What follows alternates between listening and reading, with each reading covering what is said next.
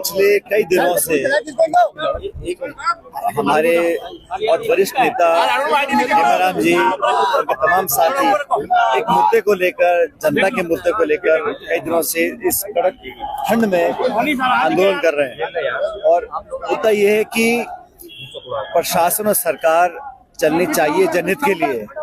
और हमें देखने को मिला कि जिस तरह सीमाओं को बदला जा रहा है और क्षेत्र विशेष, जिला विशेष, तहसील विशेष को राजनीतिक दृष्टिकोण से देखकर जो सीमाएं बदली जा रही हैं, वो ना तो जनप्रतिनिधियों से संवाद हुआ है, ना जनता से यहाँ मांग आई है, लेकिन दबाव और मुझे लगता है प्रक्रिया से हटकर जो कार्रवाई कर रहे हैं, हमें लगता है कि जनता से पूछकर, लोगों से सुनकर, जो जनप्रतिनिधि हैं, रिप्रेजेंटेटिव्स हैं, उनसे बात करके कार्रवाई करनी चाहिए।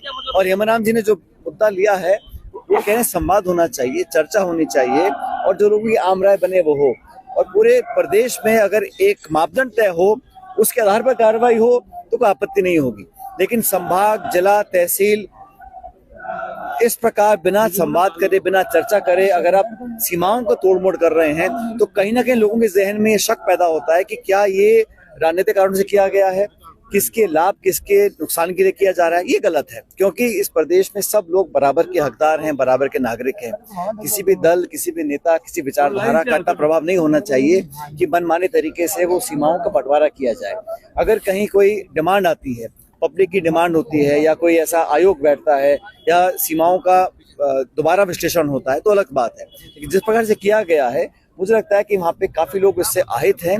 और हम सब लोग, हेमाराम जी हमारे बहुत पुराने वरिष्ठ साथी हैं, मैंने बहुत लंबे समय से काम किया है, और वो जब अपनी बात रखते हैं तो पूरे प्रदेश और देश में उसकी गूंज उठती है। आज हम सब लोग उनके समर्थन में, उनके साथ कंधे से कंधा मिलाकर पब्लिक की डिमांड को रखने जा रहे हैं। सर, अभी वी राम जी राम को लेकर भाजपा का कहना है कि बस कांग्रेस को विरोध करना है, इसलिए विरोध है।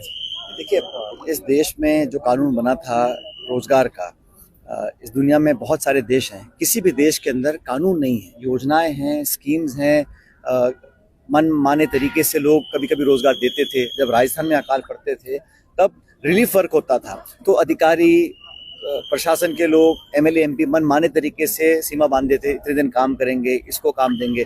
सोनिया गांधी जी कांग्रेस पार्टी ने एक कानून बनाया, अधिकार दिया कि प्रत्येक ग्रामीण क्षेत्र में रहने वाले परिवार के एक सदस्य को 100 दिन का हक दिया था।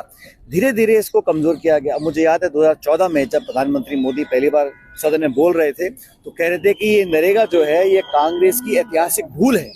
11 साल तक इस स्कीम को उन्होंने चलने दिया, लेकिन धीरे धीरे इसको खोखला किया। अब इन्होंने इसका नाम बदला है, जो महात्मा गांधी जी के नाम पर था। और मुझे खेद है, इस देश में बहुत सारे ऐसी परियोजनाएं हैं जिनका नाम पहले कुछ और था। लोग नाम बदलते हैं महात्मा गांधी का नाम रखने के लिए। पहली बार गांधी जी का नाम बदला जा रहा है। ये किसकी डिमांड पे किया गया, जानकारी किसी को नहीं है।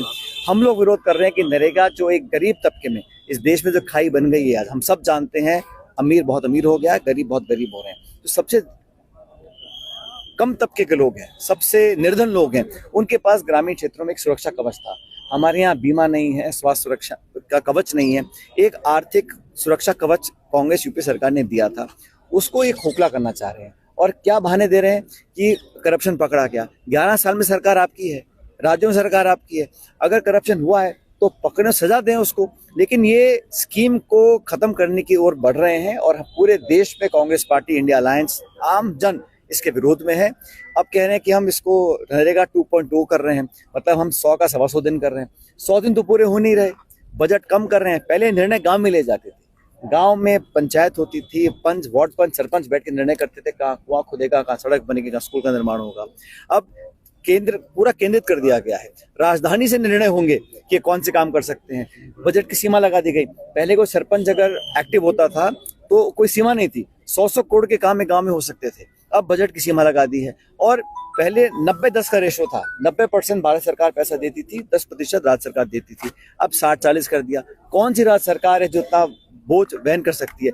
मतलब ये पिछले राज्य से इस नरेगा को खत्म करना चाहते हैं। और मुझे लग रहा है कि बजाय कोई सकारात्मक काम करें, बड़े बड़े उद्योगपतियों के लिए आप निजीकरण कर दीजिएगा, एयरपोर्ट का, हवाई अड्डे का, रेलवे का, बांध का, खान का। और जो गरीब तबका है, जिस पास एकमात्र साधन था अपने जीवन में एक सुरक्षा विश्वास पैदा करने का कि हमें कल कुछ नहीं होगा, हमारी जेब में 2 रुपये आएंगे, उसको धीरे धीरे खत्म करना चाहते हैं। इसको लेकर पूरे देश में हम आंदोलन कर रहे हैं। मैं अलग अलग राज्यों में गया हूँ, सब जगह इसका विरोध है, क्योंकि दबी जुबान जो भाजपा की सरकारें हैं जहाँ राज्यों में, वो भी नहीं समझ पा रहे हैं और ना ये विश्वास पैदा कर पा रहे हैं कि वो स्कीम को आगे लागू कर सकते हैं। पार्टी के जो नेता है महेंद्रजीत मालवीय वापस घर वापसी की सुगबुगाहट हुई, उसके बाद तुरंत एसीबी छापे मार दी, इसको लेकर क्या सोचते हैं आप? देखिए, मैं तो इतना कहना चाहता हूँ कि कांग्रेस एक बहुत पुरानी पार्टी है और कांग्रेस में जिन लोगों का विश्वास रहा उन्होंने हमेशा जनता का मन जीता है। बहुत से दल बने, भारतीय जनता पार्टी का निर्माण मेरे ख्याल 1984 में हुआ था, तो ऐतिहासिक पार्टी है। बहुत से लोग इस पार्टी में रहे और जो कांग्रेस पार्टी की विचारधारा से सहमत हैं और अगर कहीं कोई भूला भटका वापस आने की कोशिश भी करते हैं तो सबको केस बाय केस लेकर पार्टी निर्णय करेगी। ये निर्णय हमारी एक समिति है, उसके माध्यम से होगा। लेकिन ये बात सच है कि जो एजेंसीज हैं भारत सरकार की, वो कहीं ना कहीं पॉलिटिक्स के काम करती हैं। मैं आपको आंकड़ा देना चाहता हूँ, पिछले 11 सालों में जितने भी ईडी के केस हुए हैं, 96% केस भाजपा के विरोधी के खिलाफ हुए हैं और जितने भी केस रजिस्टर हुए हैं, मैं ख्याल 8 या 9,000 केस रजिस्टर हुए हैं, उसमें जो कन्विक्शन रेट है वो 1% है। कोर्ट हड़काता है ईडी को कि आप लोगों को तंग करने के लिए आप छापे मारते हो, चार्जशीट करते हो, जेल बंद करते हो, आप कन्विंस नहीं कर पाते, कन्विक्ट नहीं कर पाते। एजेंसीज का दुरुपयोग लगातार हो रहा है प्रदेश में भी और देश में भी, ये सब जग जाहिर हो चुका है। सर शेखावत ने कहा है कि इस योजना को 11 बार नाम बदला गया और आखिर भगवान राम के नाम से कांग्रेस को इतनी दिक्कत क्यों है?